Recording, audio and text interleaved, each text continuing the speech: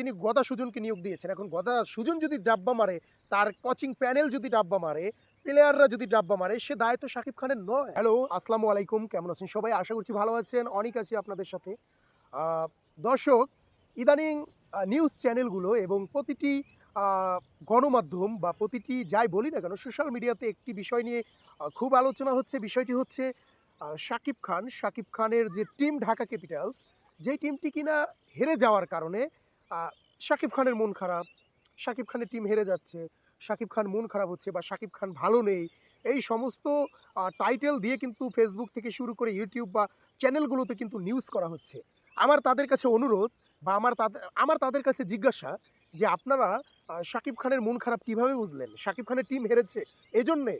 আসলে মোটেও নয়। দেখুন, একটা জিনিস হচ্ছে যে আপনার যখন টিম বা আপনার যখন কোনো দল কোনো জায়গায় পারফর্ম করবে বা সে জায়গাতে যখন দেখবেন আপনার টিম ভালো করছে না, ডেফিনিটলি আপনার মনটা খারাপ হতেই পারে।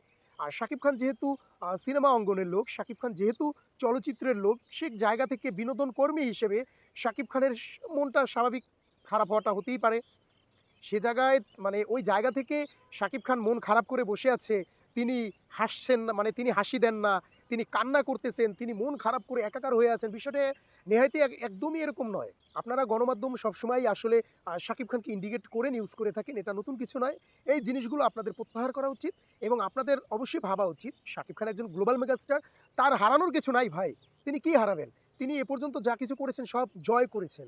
তার মানে তার ক্যারিয়ারে বা তার ঝুড়িতে যদি বলি, হারানোর কিচ্ছু নাই। এখন বলতে পারেন বিপিএলে তার দল ৪ বার হেরেছে। দেখেন তিনি তো ক্রিকেট বোঝে না। যারা ক্রিকেট বোঝে বা যারা ক্রিকেট নিয়ে ঘাটাঘাটি করে তাদেরকে তো তিনি নিয়োগ দিয়েছে। ভালো, ভালো প্লেয়ার নিয়োগ দিয়েছে, ভালো কোচ নিয়োগ দিয়েছে। এই যে গদা সুজন, যাকে নিয়ে এত কথা হচ্ছে, সেই গদা সুজনও তো একজন জাতীয় দলের সাবেক প্লেয়ার। সে জায়গা থেকে তিনি ভেবেছেন, হয়তোবা তার টিম ভেবেছে, তার ম্যানেজমেন্ট ভেবেছে যে হ্যাঁ, এই গদা সুজনকে দিলে হয়তোবা টিম ভালো কিছু করতে পারে। Okay fine. তিনি গদা সুজনকে নিয়োগ দিয়েছেন। এখন গদা সুজন যদি ডাব্বা মারে, তার কোচিং প্যানেল যদি ডাব্বা মারে, প্লেয়াররা যদি ডাব্বা মারে, সে দায় তো শাকিব খানের নয়। তাহলে আপনারা কেন শাকিব খানকে নিয়ে নিউজ করতেছেন? আপনারা সেই প্লেয়ারগুলোকে চিহ্নিত করুন। আর সেই প্লেয়ারগুলোকে চিহ্নিত করে সেই প্লেয়ারগুলোকে নিয়ে কথা বলুন এবং সেই প্লেয়ারগুলোকে ঘেঁটে, ঘেঁটে বের করুন যে আসলে কে খারাপ করতেছে, কে ভালো করতেছে। কোনো একটা প্লেয়ারকে নিয়ে আপনারা কথা বলেন না। ঢাকা ক্যাপিটালস হারলেই শাকিব খানকে খোঁচাখুচি। কেন ভাই? শাকিব খান টিম কিনেছে বলে? আরও তো দল আছে। প্রতিদিন তো একটা না একটা দল হারতেছে, তাই না? আপনার প্রতিদিন একটা দল উইন হচ্ছে, একটা দল হেরে যাচ্ছে। হ্যাঁ, আপনারা বলতে পারেন শাকিব খানের টিম এখনো পর্যন্ত একটি ম্যাচও জয় পায়নি। পাবে, অবশ্যই পাবে।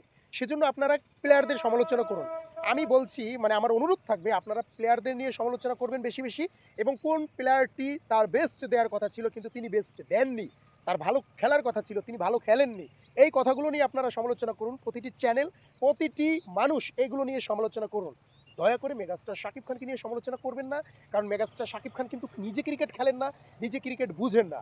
তিনি একজন চলচ্চিত্র প্রেমী, তিনি একজন চলচ্চিত্রের লোক এবং তিনি একজন অভিনেতা এবং তিনি একজন গ্লোবাল মেগাস্টার। তাকে তার বিনোদন নিয়ে থাকতে দিন। তিনি টিম কিনেছে, আপনারা তাকে উৎসাহিত করুন। যাতে নেক্সটে তিনি পরবর্তী যখন আবার বিপিএল হবে, তিনি যাতে উৎসাহিত হয়ে আবারও ঢাকা ক্যাপিটালসের মতো দল তিনি কিনে নিতে পারে। তাহলে আপনারা যদি এখনই তাকে নিয়ে ট্রোল করা শুরু করেন, তাহলে কি আপনারা চান যে তিনি এখানেই থেমে যান? দয়া করে এই কাজটি করবেন না। আমরা সাকিবিয়ানরা শাকিব খানের পাশেই আছি।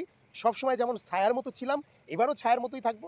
শাকিব খানকে ভালোবাসি, শাকিব খানকে সবসময় ভালোবেসে যাব। তো বন্ধুরা, তোমরা যারা যা ভাবছো অবশ্যই কমেন্ট করে জানাবে এবং তোমাদের মতামত তোমরা তুলে ধরবে তোমাদের মতো করে। তো ভিডিওটি বেশি, বেশি শেয়ার করে দাও। সকল সাকিবিয়ানকে বলবো ভিডিওটি বেশি, বেশি শেয়ার করে দিবে। তার কারণ হচ্ছে সকল গণমাধ্যম কর্মীদের জানা উচিত শাকিব খানকে নিয়ে ট্রোল বন্ধ হোক। তো বন্ধুরা, সবাই ভালো থাকো, সুস্থ থাকো। অনেক ছিলাম তোমাদের সাথে। খোদা হাফেজ।